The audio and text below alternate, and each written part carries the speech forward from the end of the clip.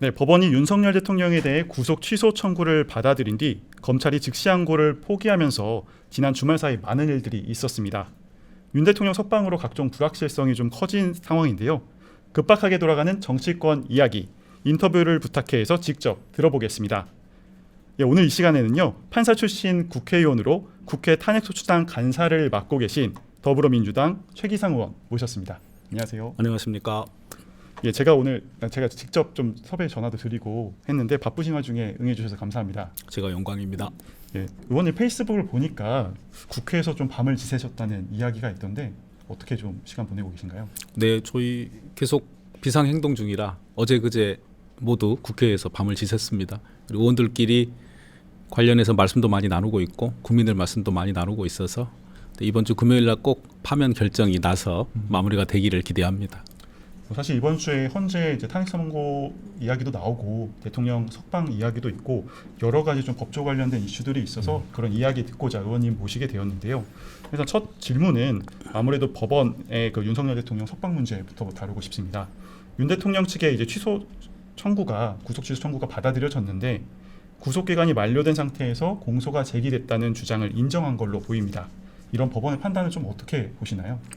법원의 판단은 잘못됐습니다. 그리고 그 잘못된 판단을 상급심에서 교정해야 되는데 즉시항고를 하지 않은 검찰의 잘못도 너무너무 큽니다. 구속 취소라는 것은 구속의 사유가 없거나 사유가 소멸됐을 때 하는 것인데 사유가 없지도 않고 소멸되지도 않았거든요. 네. 여전히 증거인멸의 우려가 있고 내란 수괴에 대한 법정형은 우리나라 형사법 체계에서 가장 중한 형을 받아야 되는데 시간 계산이냐 날짜 계산이라는 전혀 다른 문제를 가지고 구속 취소를 했습니다. 법원에서 잘못한 거고요.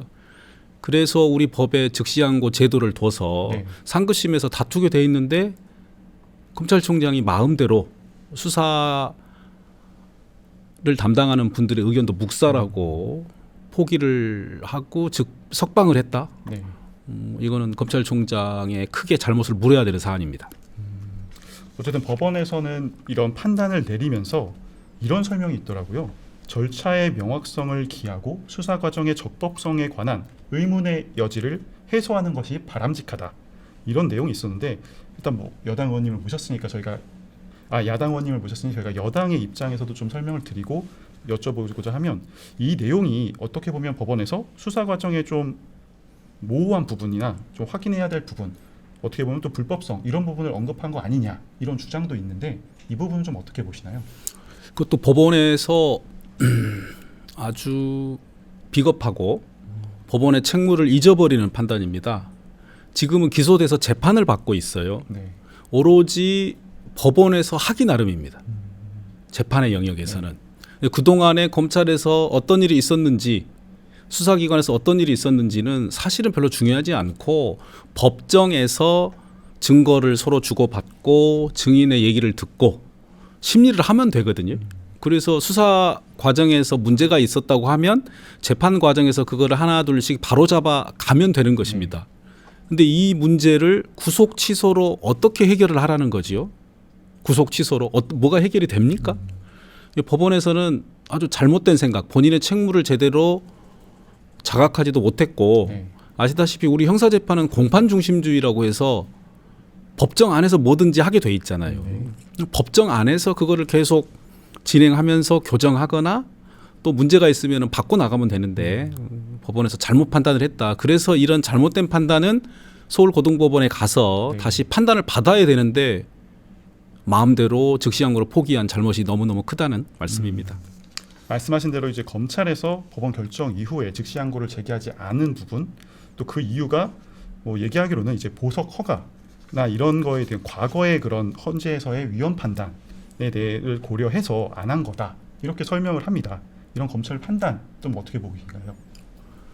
본인들이 법을 집행하는 행정부의 일원이란 것을 잊어버린 아주 오만한 판단입니다. 일선의 행정 공무원이 가령 어느 법률 규정이 있어서 그에 대한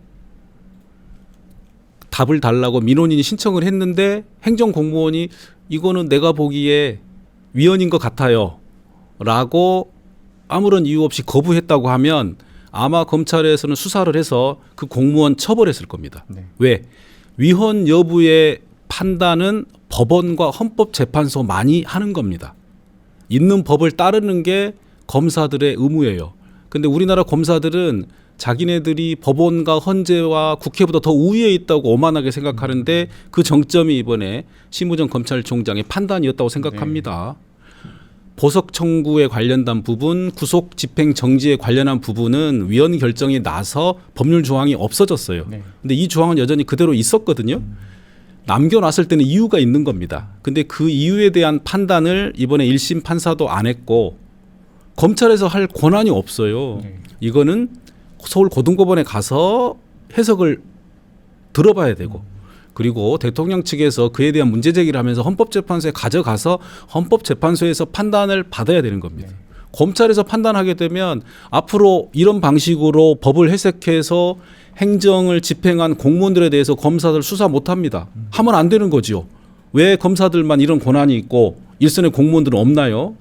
바로 이런 문제가 너무너무 커서 심우정 검찰총장에게는 반드시 책임을 물어야 된다. 이런 생각입니다. 관련해서 이재명 대표도 이제 검찰이 산수도 제대로 못했다는 게 믿어지지 않는다. 즉시한 것도 포기한 것도 어떤 의도에 따른 기회가 아니냐 이런 말씀도 했는데 정말 좀 검찰이 어떤 의도가 있을 수 있다 보시나요? 그런 오해를 받을 만한 게요. 이 날짜 계산과 관련해서 검찰에서 기소하기 전에 네. 대통령 측에서 아마 문제 제기가 있었을 겁니다. 그래서 다들 그럴 수도 있나? 그러면 이 문제를 해결하는 방법은 검찰에서 바로 기소하면 됐어요. 그 순간. 그런데 어떻게 했습니까? 검사장 회의를 해요. 네. 그래서 문제 없다. 그래서 우리는 구속 기소하겠다라고 결정을 했잖아요.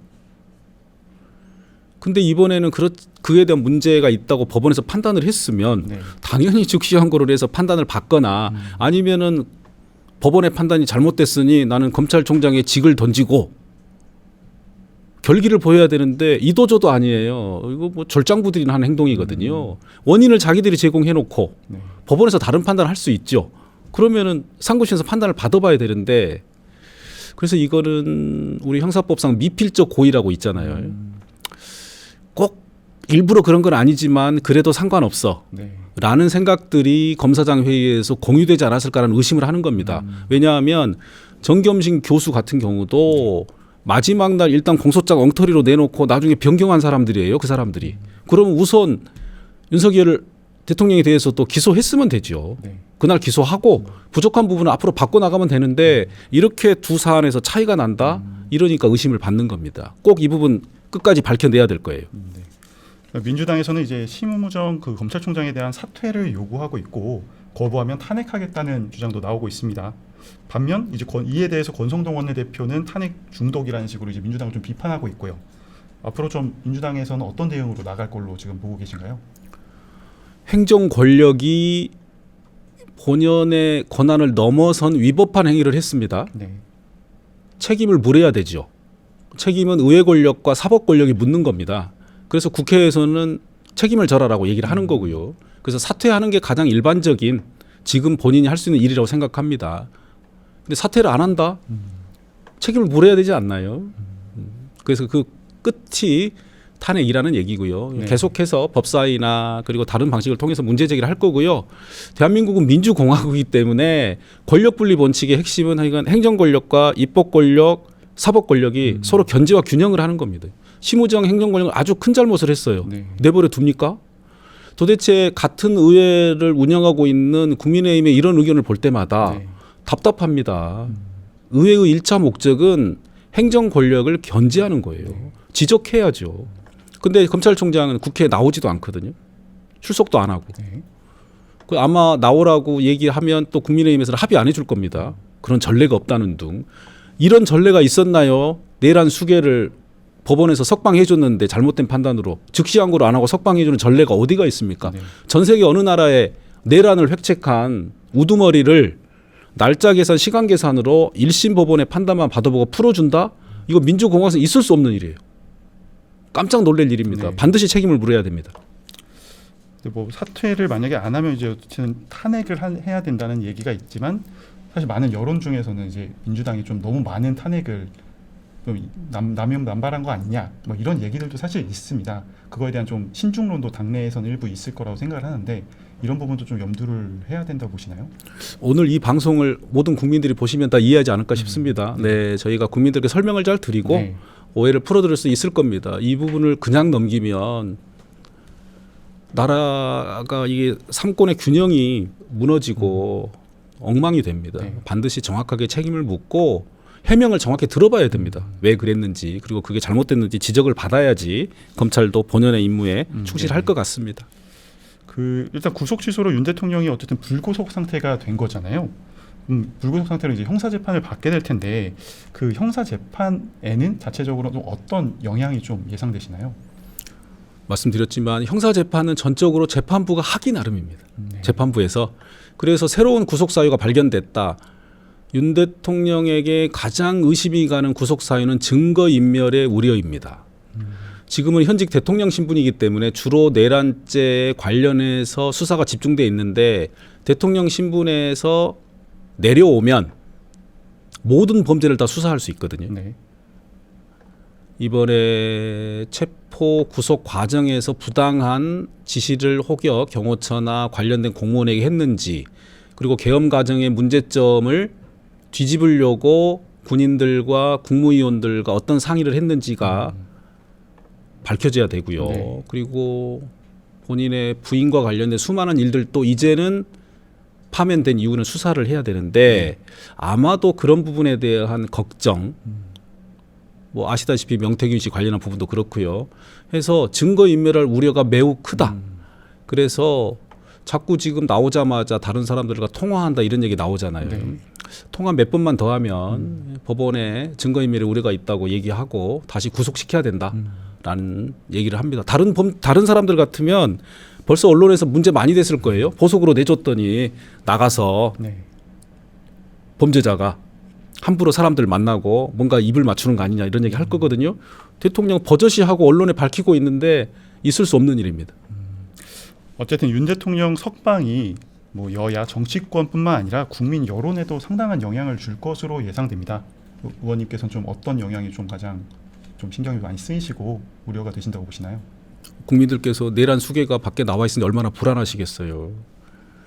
신경을 많이 쓰실 것 같고요. 그래서 헌재에서 애초에 예정된 날짜보다 하루 이틀이라도 당겨서 파면 결정을 하지 않을까 이렇게 예상이 됩니다. 네. 재판관들도 나라를 이렇게 놔서는 안 되겠다라는 생각을 이번에 더 하게 됐을 것 같고요. 네. 그래서 뭐 이번 주 목요일이나 금요일 날 선고할 걸로 예상하고 그래서 내일이나 모레쯤 네. 선고기를 정해서 알려올 것 같습니다.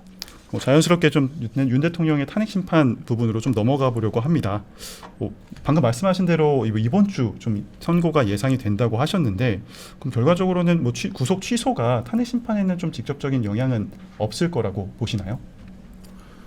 영향이 있다고 주장하는 분들은 왜 영향이 있는지 고리를 설명을 해야 되잖아요. 설명이 없어요. 그냥 본인들의 바람인 거죠. 아무 영향이 없습니다. 네. 윤 대통령이 수사기관에 협조했나요? 조사 제대로 받았나요? 받은 게 없고요. 공소장 자체도 증거로 채택을 안 했습니다. 네. 아무 관련이 없습니다. 그리고 구속 취소 날짜 한두 일 잘못 계산했고 그 잘못은 검찰이 했잖아요. 네. 그 법원이 잘못된 판단을 했고 그게 헌법재판의 탄핵 심판과 무슨 상관이 있습니까? 영향이 있다고 말씀하시는 분들이 혹시 있다면 설명을 해 주셔야 돼요. 국민들을 호도하는 겁니다. 특히 정치권은 그래서는 안 됩니다. 왜 연관이 되는지를 설명을 해야 되는데 너무 막연해요. 네.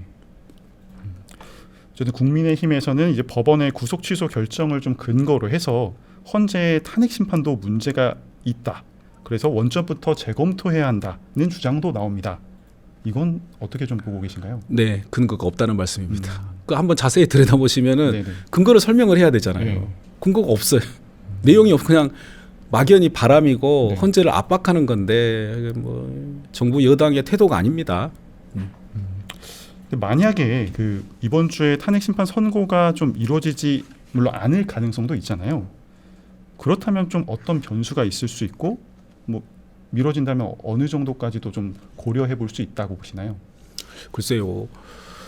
미뤄지는 이유가 뭔지를 예측하기는 참 어렵습니다. 네. 근데 가장 중요한 원칙은 지금 8명인데 그중에 2명이 4월 18일 날 임기가 종료됩니다. 그런데 두 명이 다 대통령이 임명하는 재판관이에요. 네. 근데 두 명이 그만두는데 대통령이 임명을 해야 되는데 현재 대통령이 없습니다. 두 사람 다 대통령이 임명하는 자리라 국회에서 선출한 재판관도 권한대행이 임명을 안 했어요. 그런데 대통령 고유의 권한은 속하는 네. 재판관은 더더욱 임명을 못 합니다. 그 논리면 할 수가 없어요. 네네.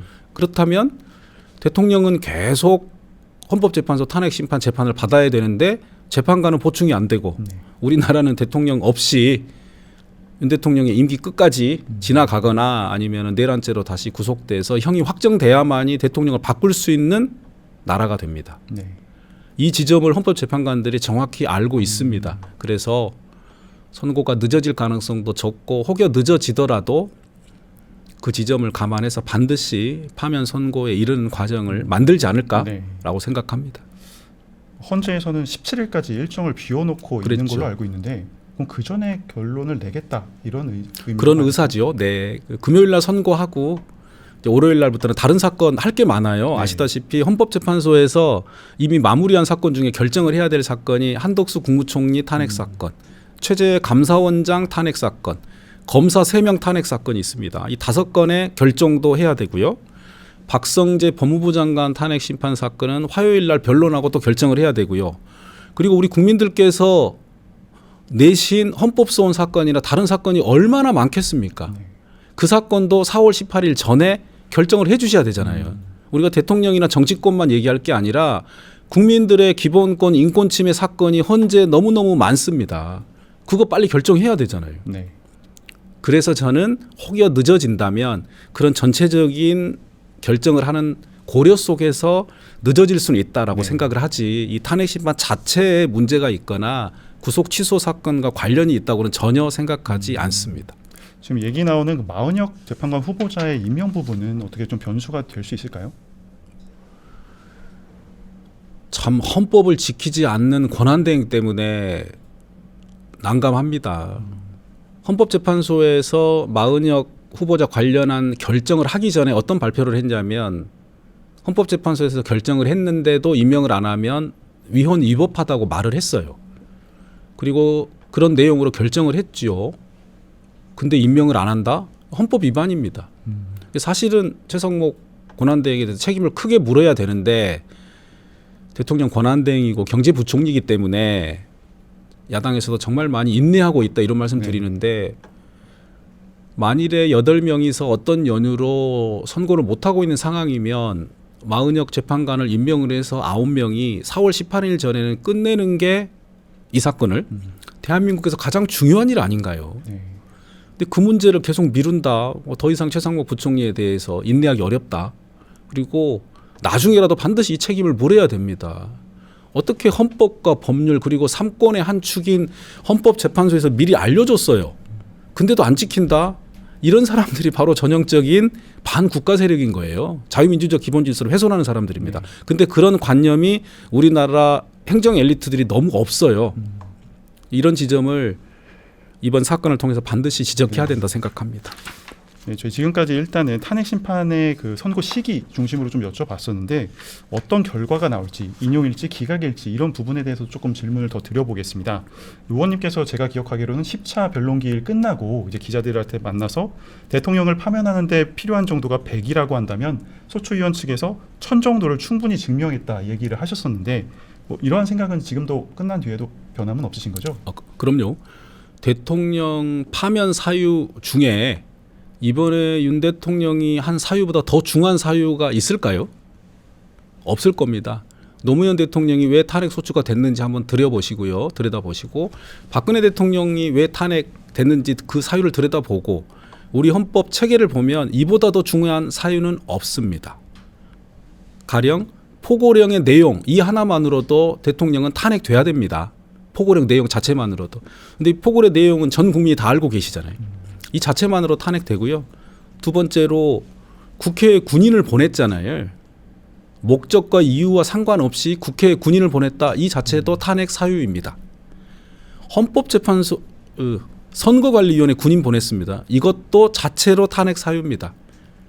그리고 김동연 판사 등 뭐 김명수 전 대법원장 권순일 전 대법관들을 잡으라고 했답니다. 이것도 자체로 탄핵 사유입니다. 네. 그러니까 탄핵 사유 그다음에 실체적 절차적 요건을 안 거쳤다. 국무회의도 안 거쳤고 비상사태가 전혀 아니잖아요. 이 개개 하나하나가 전부 탄핵 사유입니다. 그래서 이미 차고 넘친다고 말씀을 드리고요. 이보다 더 중요한 탄핵 사유를 얘기를 했으면 좋겠어요. 반대하는 분들은. 네. 어디까지 봐줄 겁니까? 이런 사람들을. 그래서 차고 넘친다. 네. 이런 얘기를 드린 겁니다. 윤 대통령의 탄핵 심판이 총 11차례 이제 변론기일이 진행되고 16명에 대한 증인 신문이 있었습니다. 근데 일부 증인들 같은 경우에 이제 검찰에서 진술한 내용과 헌재에서 증언한 내용이 조금 차이가 있는 분들이 계세요. 대표적으로 이진우 전 수방사령관이나 김현태 707 특임담장 이런 몇 분들이 계신데 이런 부분은 혹시 탄핵 인용이나 이런 부분에 좀 불리하게 작용할 수 있지는 않나요? 아무 문제가 없습니다. 말씀드렸던 이 5가지 탄핵 사유 중에 그분들의 진술은 이 중에 하나에 한 10분의 1이나 100분의 1 정도의 영향을 미칠까 말까는 정도고요. 증거조서라는 것은 법정에서 드러난 증인들의 얘기 정도는 전체 증거조사의 100분의 1 정도밖에 안 됩니다. 대체적으로는 수사 기록과 국회 영상, 회의록 등 수많은 자료들이 이미 다 조사가 잘 돼 있고 넘치기 때문에 법정에서 잠깐 보이는 이 문제는 전혀 영향이 없다라고 말씀드립니다. 네, 윤 대통령이 이제 현직 대통령으로서 탄핵 심판에 직접 출석을 했고 주요 증인 신문이 끝나고 직접 의견을 피력하기도 했는데 의원님도 이제 직접 그 모습을 보셨을 텐데요. 뭐 어쨌든 판사 출신으로 보셨을 때 이렇게 직접 진술을 하고 스스로를 변호하는 모습 어째 전반적으로 좀 득이 되는 전략인가요? 아니면 좀 실이 될 수도 있는 전략인가요? 저희 청구인 측에는 엄청나게 득이 됐습니다. 말을 하면 할수록 탄핵 사유가 쌓여갔고요. 뭐 태도의 면을 말씀드리면 이게 대통령은 재판에 굳이 안 와도 되는데 왔어요. 오면은 어느 법정에서 피고인이 마음대로 자리를 벗어납니까? 있을 수 없는 일이에요. 한번 왔으면. 근데 이 사람은 자기 마음입니다. 듣기 싫은 얘기를 안 들어요. 듣고 싶은 얘기, 하고 싶은 얘기 할 때만 들어오거든요.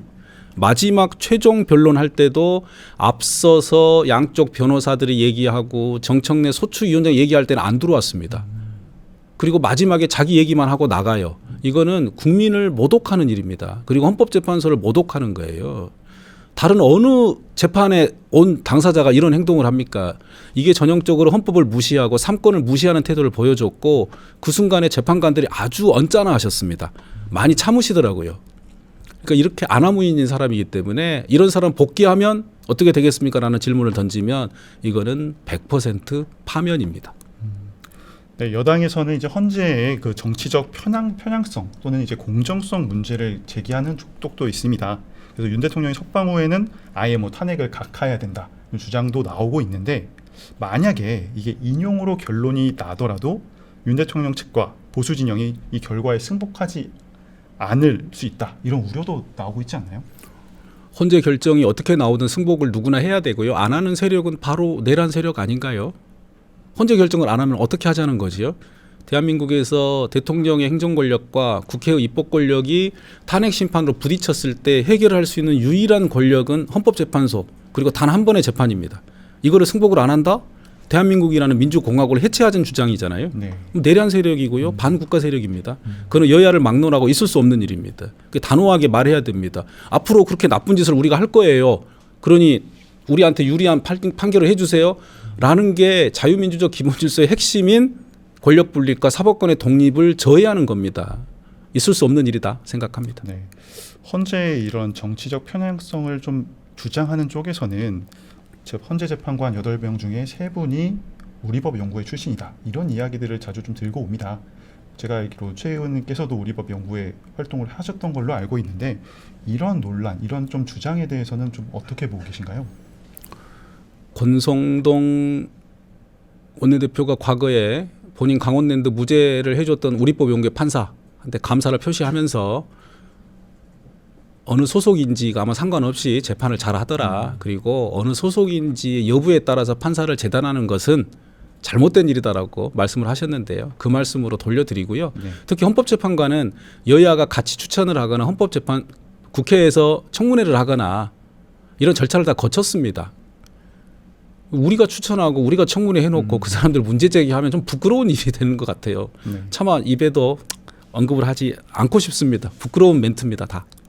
알겠습니다. 그 마지막 주제는 그 이재명 대표의 이제 재판 부분, 이제 3월 26일에 공직선거법 이제 항소심 선고가 예정돼 있습니다. 그래서 관련된 내용 조금 여쭤보려고 하는데요. 1심에서는 이제 의원직 상실형이 나오고 이 대표는 아무 걱정하지 않는다고 얘기를 했는데 실제 당 내부에서는 좀 항소심 결론 어떻게 좀 전망을 하고 계신가요? 이재명 대표 마지막 변론 종결하는 공판 종결하는 마지막 재판에 저도 가서 6시간 동안 다 봤습니다. 제 결론은 두 가지 항목 다 무죄가 나올 것으로 보고요. 혹여 뭐 극히 일부라도 유죄가 나오더라도 100만 원 미만의 벌금형이 나올 걸로 예상합니다. 1심 재판은 아주 잘못됐고 항소심 판사들은 다 경력이 24~25년 넘은 분들이고 도대체 낙선하는 사람한테 이런 사유로 유죄를 주고 다음 선거에 못 나오게 하는 것이 문명 국가에서 있을 수 없는 일입니다. 그래서 아무 문제가 없이 오히려 3월 26일 날 이 대표에게 앞으로 정치적으로 무난하게 일할 수 있는 계기가 될 거라고 기대하고 있습니다. 하지만 어쨌든 항소심에서 만약에 1심과 비슷한 정도의 형량이 선고가 되거나 벌금 100만 원형 이상이 나올 경우에는 이제 의원직을 상실할 수도 있고 여러 여파가 예상이 되는데 그럴 경우에는 일단 대선 가도에 좀 영향이 있지 않겠냐, 민주당의 대선 유력 주자로서 좀 흔들림이 있을 수 있지 않겠냐, 이런 추측도 좀 나오고 있습니다. 그런 뭐 혹시 그런 결과가 나온다면 또 그에 맞춰서 준비해야 되겠죠. 대법원에 상고하고 그 판결문을 보고 국민들께 자세히 설명을 드리고 그리고 국민들이 그걸 보시고 또 민주당이 후보로 만들어주고 대통령으로 뽑아준다면 이건 당연히 대통령이 되고 나면 형사재판은 중단돼야 되는 거니까요. 5년 동안 국정을 잘 이끌고 대통령 마치고 난 다음에 재판을 또 받으면 됩니다. 그래서 이건 뭐 국민들께서 결정할 일이다라고 생각을 하고 그에 맞춰서 준비를 하고 있습니다. 네, 오늘 답변 감사드리고요. 그럼 이제 다시 국회로 복귀하실 예정이신가요? 맞습니다.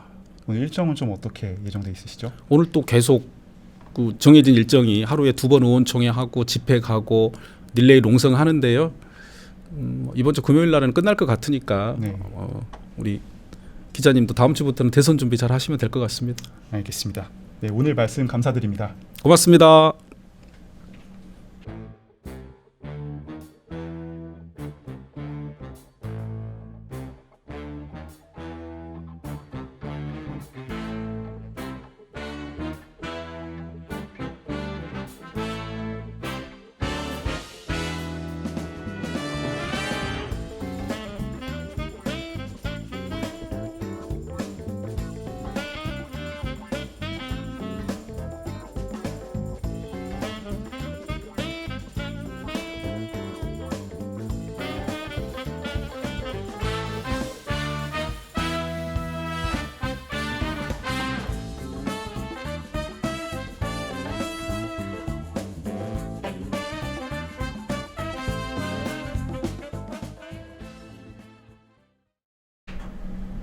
네, 실시간 방송을 함께 해주신 분들 댓글을 몇 개 읽어보겠습니다.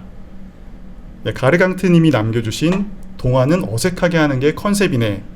예, 제가 오늘 유튜브 방송을 처음 해보는데요. 네, 앞으로 조금씩 더 자연스러워지는 모습 보여드리겠습니다. 최기호님께서는 이제 보면서 풀어지는 거 보는 맛이 있음. 예, 저도 한번 리뷰를 하면서 어떻게 좀 나아졌는지 한번 살펴보도록 하겠습니다. 예, 댓글 달아주신 분들 감사드리고요. 생방송 중에 댓글 달아주시면 방송 막바지에 이렇게 읽어드리기도 하고 방송에 대한 의견이나 질문을 많이 주시면 잘 참고하도록 하겠습니다. 네, 월요일에 정치를 부탁해 오늘은 여기서 마무리하겠습니다. 수요일엔 유근영 기자가 정치 막군들과 함께 돌아옵니다. 월요일과 수요일엔 정치를 부탁해 늘 함께 해주시길 부탁드리면서 구독, 좋아요, 알림 설정도 또 부탁드립니다. 감사합니다.